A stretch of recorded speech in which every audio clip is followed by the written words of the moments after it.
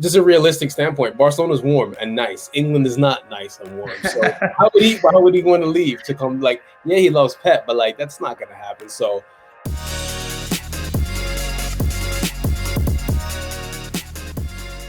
welcome to a special edition, an emergency edition of Did I Mention? Alongside Tosin McKendy. My name is Nico Cantor. We're ready to get talking about Messi, who will stay at Barcelona. I think obvious things are obvious, right?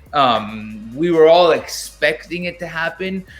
We didn't have a chiringuito-like countdown to Messi's free agency here because I don't think it was that big of a deal, Tosin. Yeah. But Messi finally is once again a Barcelona player. He has reportedly taken a 50% pay cut. That is huge. Messi's still a multi-millionaire, and his great-grandchildren won't ever have to work a day in their lives, so it doesn't really matter for him. But what's our first take on this? First of all, congratulations to you and your dad and everyone from Argentina on winning Copa America. That's the first most important thing. I know you're very happy, so I have to congratulate you on that. But first things first, I think Messi, like, honestly, we all kind of knew he was going to stay. Once the city links happened, I was just like, I don't really see him leaving, coming to England. I was like, really, like, just a realistic standpoint, Barcelona's warm and nice. England is not nice and warm. So why would he want to leave to come? Like, yeah, he loves Pep, but like that's not going to happen. So I mean, it's good that he's staying, but now it's like, is it good for Barcelona? Because they have a very bloated squad. Like, yeah, they just signed his best friend Aguero, which is also kind of why I knew he was going to stay. Right. Because that's his best friend. Aguero's his best friend. They can drink mate together. So, you know, they're going to enjoy themselves. But it's like the squad is very bloated. Like, they get rid of players now. Like, Junior Firpo went to Leeds, and now they're just trying to figure out who's leaving, who's not. So, and there's a lot of players who play in Messi's position. They got a lot of central players. Like, Memphis is a central player. Griezmann's a central player. Like, you know, so it's like, where's the balance? So, yeah, I think that's the biggest takeaway for me. Barcelona at this point needs to become a championship winning team. Maybe not in this first year because they're coming off a pretty poor year for Barcelona standards. This is the time to win because you sign Messi and it's not over. This is just the start, you know. Imagine they have him through 2026 and they don't win a Champions League. That is the definition of a failure. I think Barcelona needs to help Messi win one more Champions League, or at least get to the final at one point. Because I think it's unfair to demand a Champions League from anybody. I think the Champions League is such a difficult tournament to win. Yeah. But when we're talking about teams in the highest echelon of football world class, and I think there's only 3 teams that we can throw in there, you know, the different ones in the pot: Real Madrid, Manchester United, and Barcelona.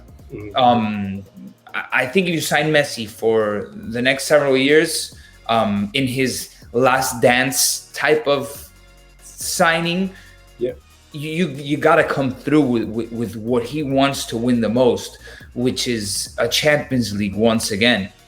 So now the pressure's on Barcelona. Messi did what he needed to do, and he took a pay cut. He's happy at home, and now, you know what? The circumstances have allowed him to stay at Barcelona. Now Barcelona needs to come through and help him do that. So, Tosin, how does Barcelona help Messi achieve these things? Yeah, surrounding him with help. I mean, like, Aguero is kind of on his last legs. I mean, he's an amazing player. But we also remember Aguero made his debut at 15. So he's been playing football for longer than he's been, you know, he's been a professional football player for like literally over half of his life. So there's not that much legs left on Aguero. So like, where are you going to get the help from Messi? You know, that's a very, very bloated squad. Like, Busquets on his last legs. So it's just like Frankie de Jong's a really talented player. You know, but it's where else? Like, Piqué's still kind of old. You know, Piqué's up there now. So is who's your center backs? And Longley, right. No, for him, Longley is not that good of a player. We saw it in the Euros that, you know, Longley is not that good. So They do have a good right back in Dest, and do have another one, Emerson, coming up. So it's like, where do you find that balance in the 11? Where do you find, because what we saw towards the end of last season was they got tired. They literally ran out of gas at Barcelona. They didn't have the legs and the energy, and that's kind of why Atletico Madrid won, is because they had enough talent to keep going. Yeah, they had injuries, but like, where do you find that balance in the Barcelona squad? And where do you, and they're kind of struggling financially. So how do you take what you have now and maximize it? So I mean, and I think these were the conversations that were being had with Messi and with the Barcelona board. The reason why he's taking the 50% wage cut. I mean, this was the whole story from months ago when Messi's contract was leaked to the media, that they were saying Messi is the one that's making Barca broke, right? When it's Barca's poor mismanagement that's the primary focus here. And I think Messi taking that 50% pay cut, in return it translates to Barcelona trying to administratively and financially figure out a way of surrounding him with players that are worthy of a Champions League winning team. I think a standout star from the Euros is Pedri, and if they can help brush Pedri up into a prominent role, he's I think the Iniesta reincarnated, or the Xavi reincarnated, whichever of the two you'd like, but it's not just Pedri. Memphis is coming. I've been reading a lot about the Griezmann Saúl Ñíguez swap. But still, Barca lost out Wijnaldum to PSG. Yep. So it's gonna be a process, and we get our true or false. Barca's built to win right now. No, I don't think so. I think it's gonna be a process. And Koeman is learning, of course, his role in all of this, and of course Laporta is gonna have to. It's gonna be a team effort, because you got Messi, right? Because Messi was leaving. Messi was leaving in August.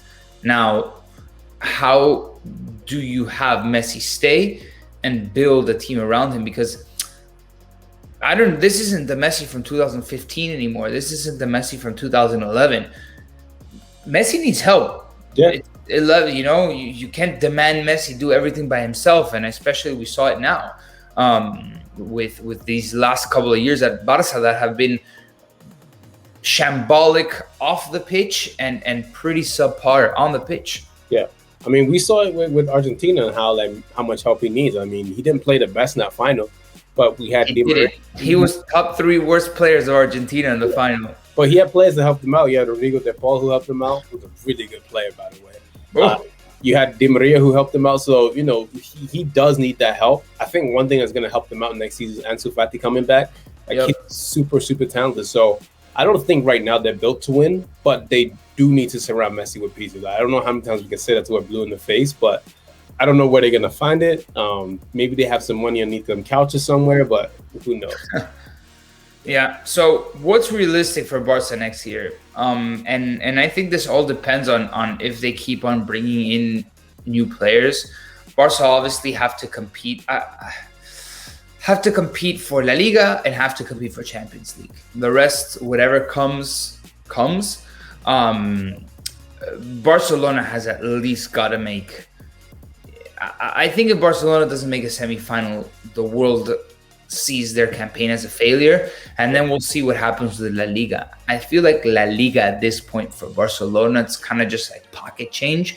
And this, of course, there's a lot of merit in winning La Liga, and they'll take that as a trophy.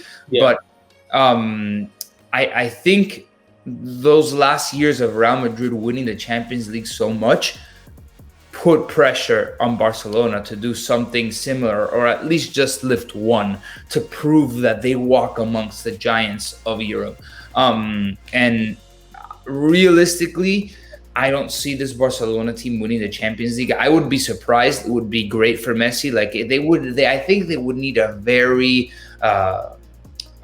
good transfer season, not only now but in the winter, and they, Memphis needs to play like a star signing. I don't think we see Memphis as the savior of Barcelona. Like if you ship off Luis Suarez, you need somebody to fill that quota. Yeah. And Messi's gonna score goals. Like Messi's your Pichichi. Messi is your top assist playmaker. But you need somebody to come up right behind him to be prolific, to be elite. Like, I don't know if Barca have too many elite players after Messi.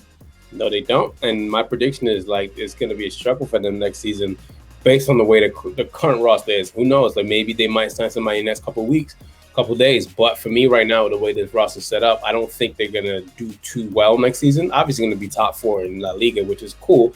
But I don't think they're going to do too well in Champions League the way the other teams are being structured. I think the biggest signing for me so far in La Liga is Enrico De Paul to Atletico Madrid. I feel he fits like a glove. So they're going to struggle with Atletico Madrid right there.